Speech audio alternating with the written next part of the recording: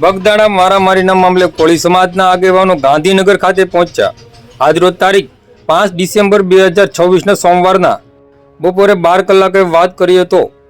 બગદાણાના નવનીતભાઈને મારવાના મુદ્દે કોળી સમાજના આગેવાનો પરસોત્તમભાઈ સોલંકીના નિવાસ સ્થાને પહોંચ્યા હતા। કેન્દ્રીય રાજ્યમંત્રી શ્રીમતી નીમુબેન મામોણીયા તેમજ હીરાભાઈ સોલંકી, તળાજાના ધારાસભ્ય ગૌતમભાઈ ચૌહાણ, પાલીતાણાના ધારાસભ્ય ભીખાભાઈ બારિયા, મોવાના ધારાસભ્ય શિવાભાઈ ગોહિલ સહિતના નેતાઓ મંત્રી શ્રી પરસોત્તમભાઈ સોલંકીના નિવાસ સ્થાને પહોંચ્યા હતા।